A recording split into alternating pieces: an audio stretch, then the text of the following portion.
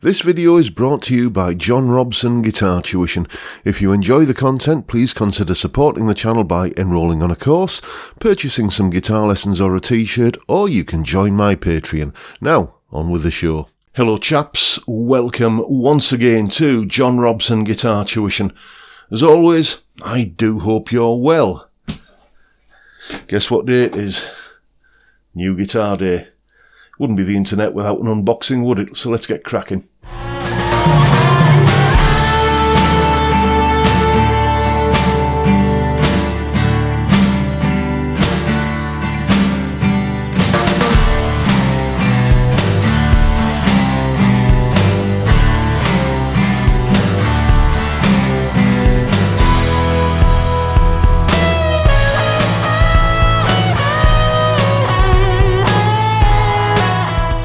Yes, indeed, it's a Harley Benton. Here it is, Les Paul copy kind of thing. Look at that top, lovely, isn't it? We'll be talking about that in a moment. This is the SC550II. It's the updated one. Before we go any further, I just want to point out that I have, other than being a customer of Toman, I have no business or commercial relationship with Toman or Harley Benton in any way, shape or form. I paid for this guitar and here's the receipt to prove it. You can see 239 quid, £240 basically. You know, it's you know, a budget guitar that I think punches well above its weight. Before we get into, you know, talking about this guitar, if you're just in a bit of a hurry and you want to get to the sound clips to hear what this guitar sounds like, then I've put a timestamp down in the description, so just go and click on that and you'll hear this guitar played through a bunch of different amp sims to give you a bit of an idea of how it sounds. Anyway, you might actually want to pause this video at this moment and go and make yourself a cup, because I've got quite a bit to say about this guitar, so strap in and let's get going. When I saw the spec sheet for this guitar, I was absolutely, well, curious, let's put it that way.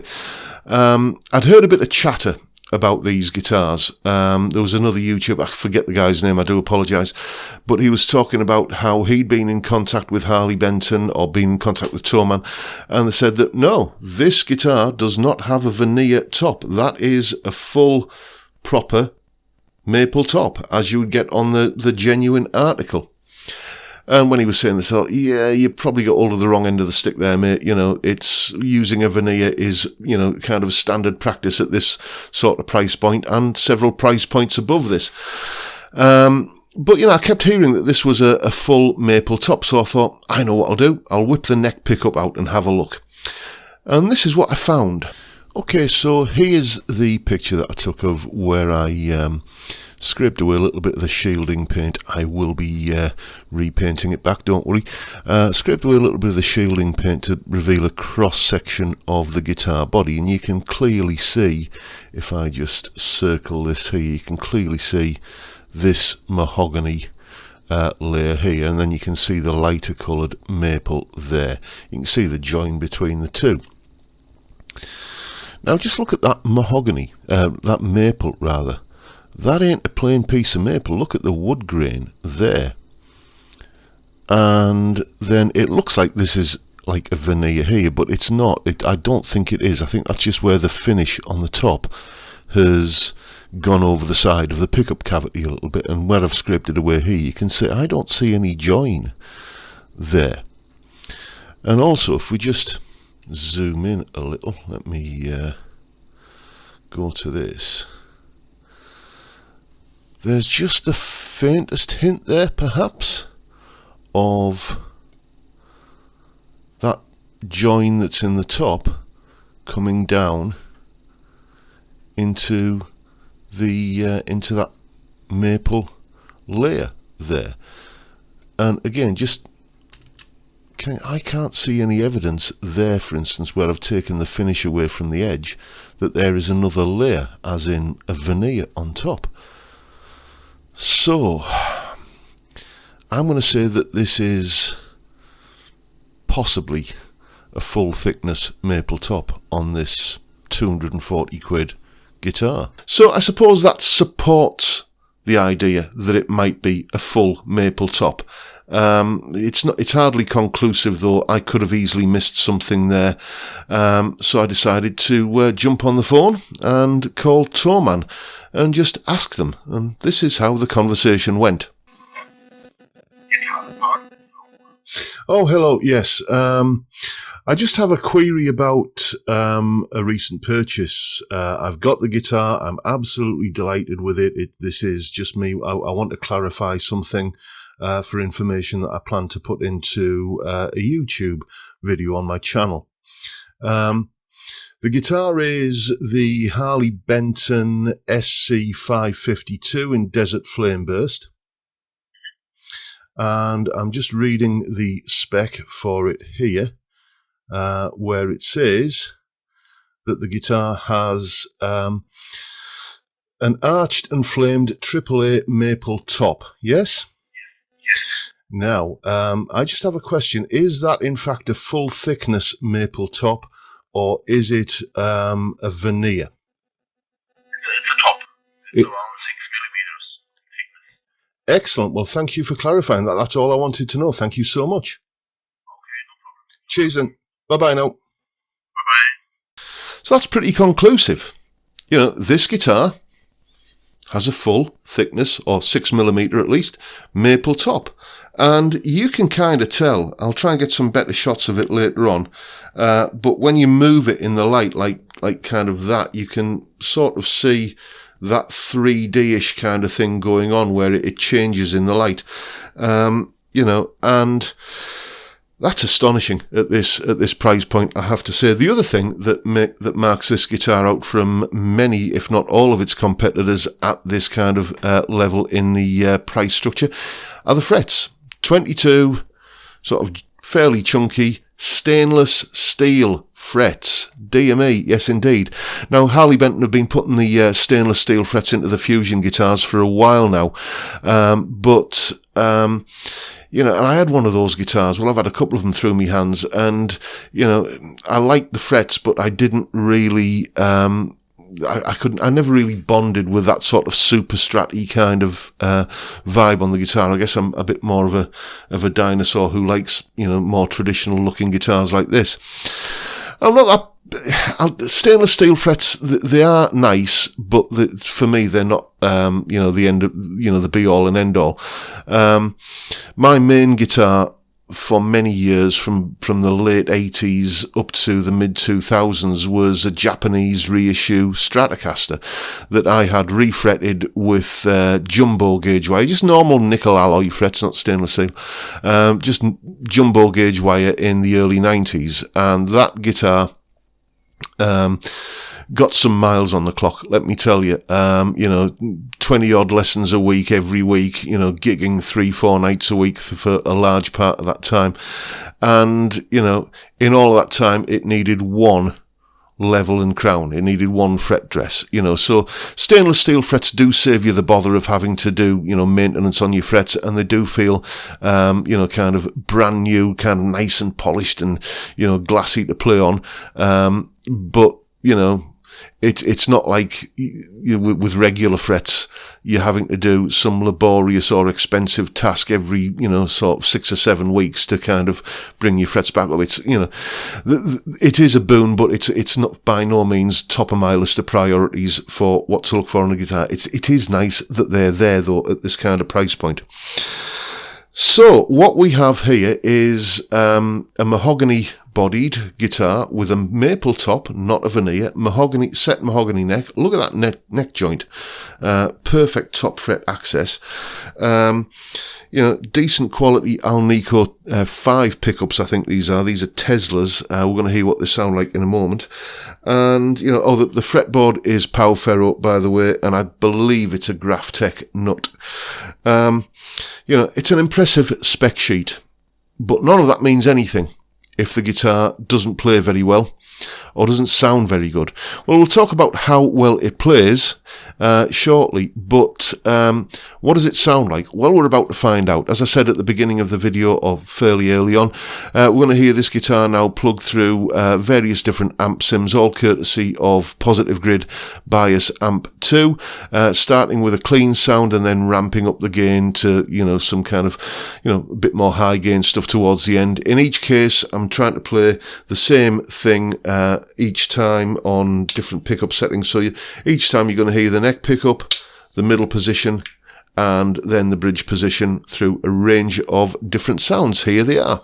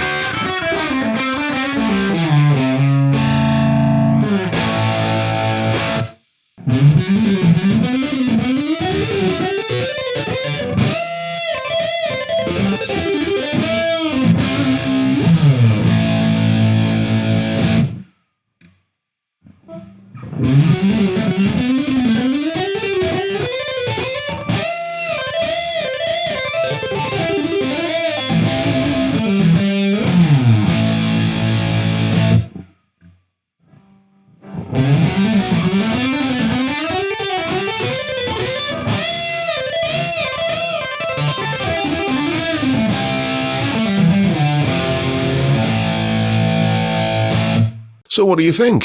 Those are the sounds that it makes. Pretty much exactly what you'd expect for a mahogany-bodied, mahogany-set neck, maple-top, twin humbucker, 24 3/4 inch electric guitar, really, isn't it? Is it the best example of that kind of guitar you're ever going to hear? Well, obviously not. I mean, for me, that honour goes to the sound that Dickie Betts gets on that Allman Brothers Live at the Fillmore album. For me, that is, just the textbook example of what a Les Paul should sound like. And yes, by the way, I am recording this part of the video on my new camera. So that's why it looks a little bit different. Anyway, those sounds are all pretty good, I think, but there are plenty of budget guitars out there that sound, pretty good when all of the controls on the guitar are wound up to 10. The real test, I think, is what happens when you start messing around with the volume and tone controls, turning things down a bit to clean it up. Does it all turn to mud? Well, let's find out.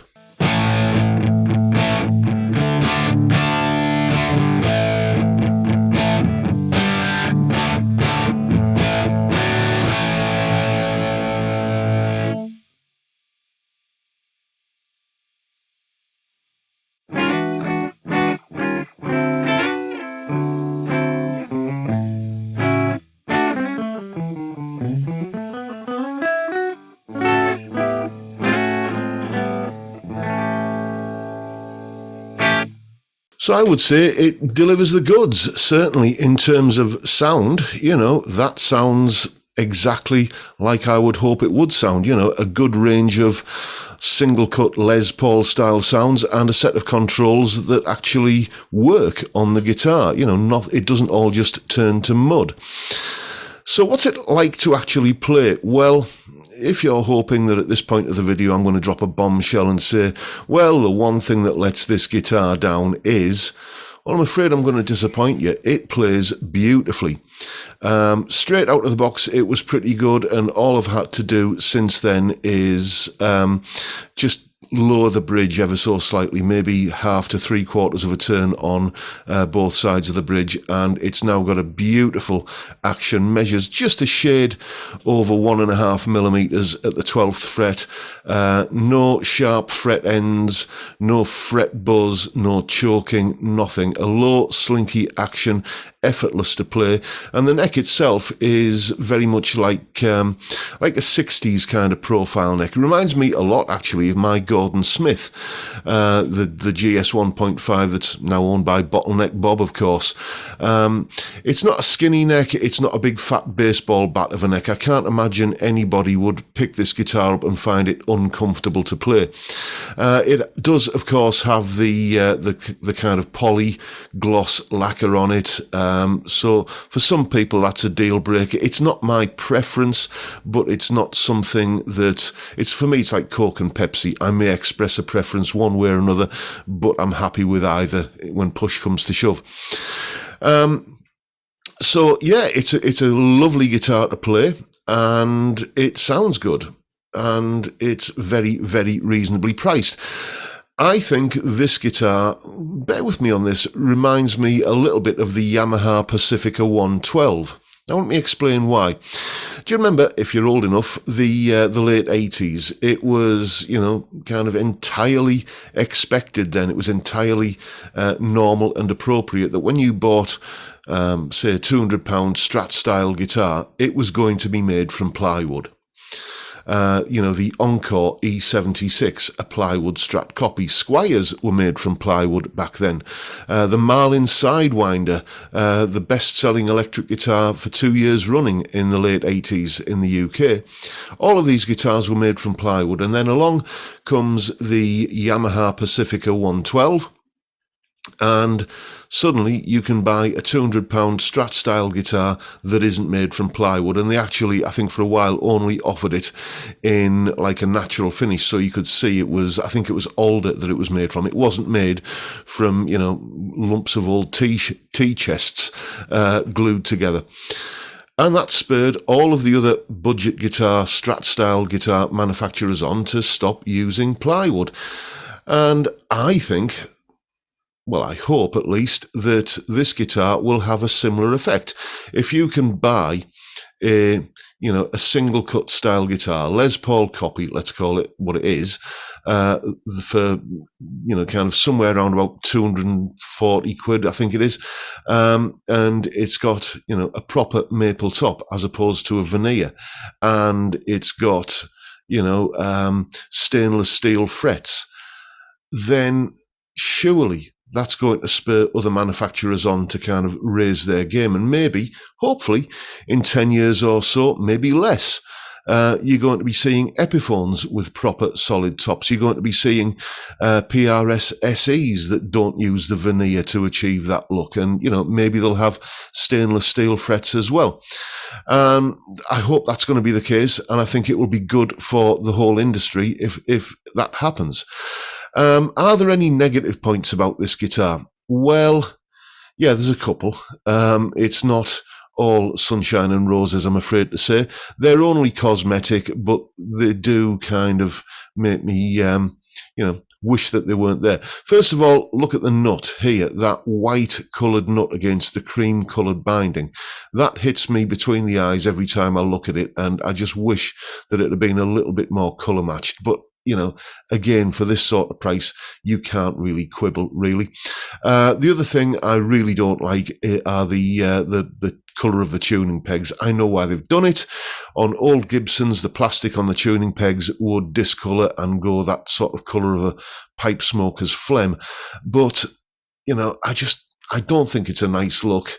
I'm not fond on fake aging anyway, so these are going to be getting changed to something like Grovers or something like that. So yes, folks, I've let the cat out of the bag there.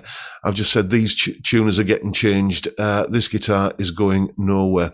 I've owned several Les Paul single cut style guitars. I've owned 2 Gibson Les Pauls, a Les Paul Deluxe and a Les Paul Studio. I've owned 2 Epiphone Les Pauls, an Epiphone Les Paul Standard and the Epiphone Les Paul Studio. I've owned Harley Benton SC550II. I've owned a vintage V100, and I've owned a PRS SE single cut. And none of those guitars were guitars that I really bonded with, to be honest. They were all okay, yeah, meh. But this guitar, this SC550II, I've got to tell you, I'm really, really enjoying its company. It's a perfect complement to my signature guitar, and you're going to see both of those guitars vying for space in my videos moving forward. So that's what I can tell you about it. We'll close the video now with some more shots of the guitar and a little bit of a solo or section of a solo that I've recorded with it. We'll be looking at this full solo on Sunday and doing the usual kind of breakdown and everything. But for now, that is the Harley Benton SC550II, a fantastic single cut guitar that I, call me a shill if you want, but as I said, I paid for this guitar and I can highly recommend it. I bought it with my own money and I'm not selling it on, I'm keeping it. Anyway, thanks for watching the video, folks. Hope you found it useful and informative and maybe a little bit inspiring. And if you have, please hit the subscribe button and the notification bell if you haven't already done so. And why not give me a like while you're at it? As I said, here's the some shots of the guitar and a little bit of the kind of noises it can make. Don't forget the live stream tomorrow, Friday, 5 p.m. UK time, where we're going to be talking about music and guitar and beer and drinking beer and stuff. Fantastic way to kick off the weekend. I'd love to see you there if you can make it. But for now, I'll bid you all a good day and say thanks for watching. Thank you for your time. Look after yourselves, folks. Stay well, stay safe, and above all, stay sane. Bye for now.